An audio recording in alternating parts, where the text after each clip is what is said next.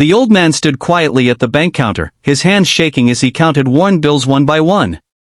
The line behind him grew longer, the room louder, and impatience filled the air.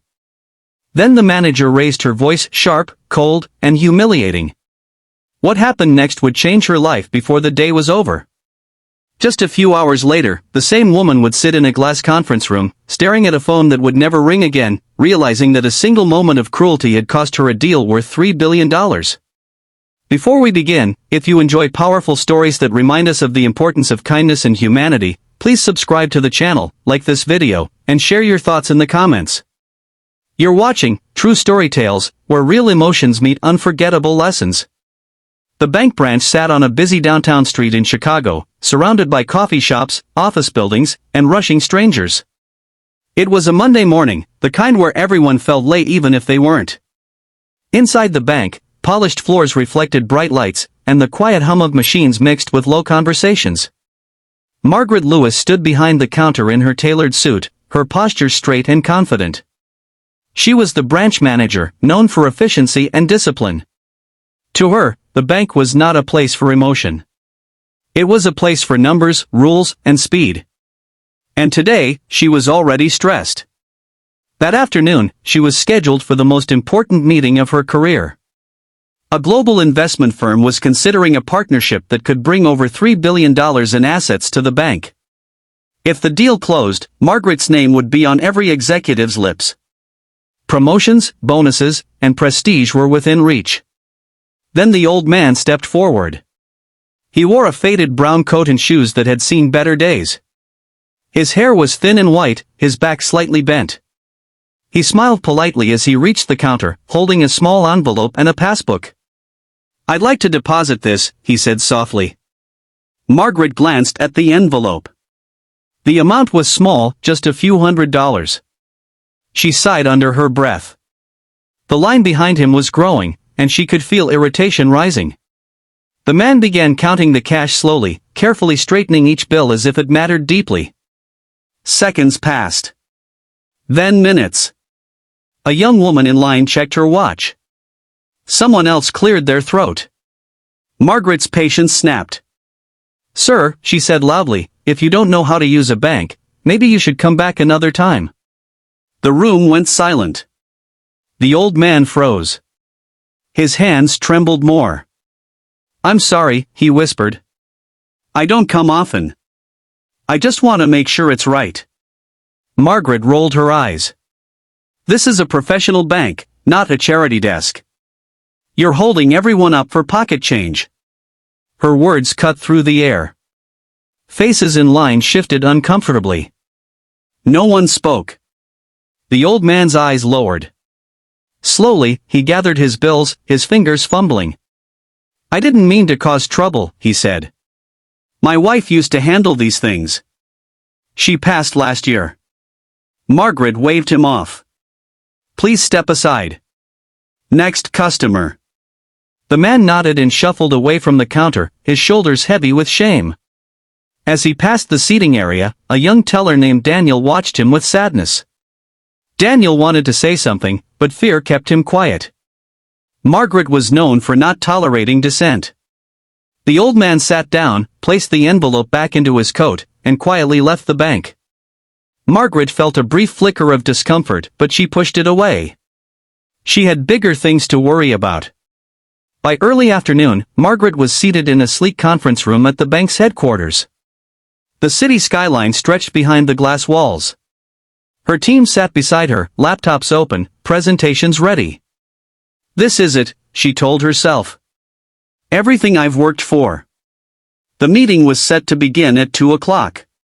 At exactly 2, the screen at the end of the room lit up, showing a video call connection. A man appeared on the screen, calm and well-dressed, with kind eyes and silver hair. "Good afternoon," he said. "My name is Robert Hale." Margaret straightened. She recognized the name immediately. Robert Hale was a major decision-maker for the investment firm. His reputation was legendary, not just for wealth, but for values. "We appreciate you meeting with us," Margaret said confidently. "We're excited about this opportunity." Robert nodded. "Before we begin," he said, "there's something I'd like to address." Margaret paused. "Of course." "This morning," Robert continued, "I visited one of your branches. I wanted to see how customers are treated when no one thinks it matters." Margaret's heart skipped. A strange chill ran through her. "I observed an elderly man," Robert said slowly, "being publicly humiliated by a manager for taking too much time with a small deposit." The room went still. "That manager," he said, looking directly into the camera, "was you, Ms. Lewis." Margaret's face drained of color. Her mouth opened, but no words came out. "The man you dismissed," Robert continued, "was my father." Gasps filled the room. "He is a retired schoolteacher," Robert said. "He spent 40 years educating children in underfunded communities. He is careful with money because he knows its value. And today, he was treated like he didn't belong." Margaret's hands began to shake. "I believe kindness is not optional," Robert said calmly. "It is a reflection of leadership and culture. A company that cannot show respect to the smallest customer cannot be trusted with the largest responsibility." He paused. "For that reason," he said, "we will not be moving forward with this partnership." The screen went dark. No one spoke. $3 billion vanished in a moment. Margaret sat frozen. The room felt smaller, heavier. Her team slowly gathered their things and left, one by one, avoiding her eyes. Later that evening, Margaret returned to the branch alone. The building was quiet. The lights were dim. She sat at the same counter where the old man had stood that morning. For the first time, she felt the weight of her words. She thought about her own father, who had worked 2 jobs and still struggled. She remembered how small acts of kindness from strangers had once meant everything to her family. Tears filled her eyes. The next day, Margaret requested the old man's contact information. She found his address and went to his modest home with a letter in hand. When he opened the door, he looked surprised. "I'm not here about the bank," she said softly. "I'm here to apologize." She told him everything. She listened as he spoke about his wife, his life, and the embarrassment he felt. "I forgive you," he said gently. "I just hope you'll be kinder to the next person." Margaret nodded, deeply humbled. She later stepped down from her role as manager and began working in customer relations training, teaching employees something she had learned too late, that kindness is not weakness, and respect costs nothing. The deal was gone forever. But the lesson remained. Kindness is never small. Every interaction matters. You never know who is standing in front of you, or how far the ripple of your actions will travel. So the next time you feel rushed, annoyed, or superior, remember this story.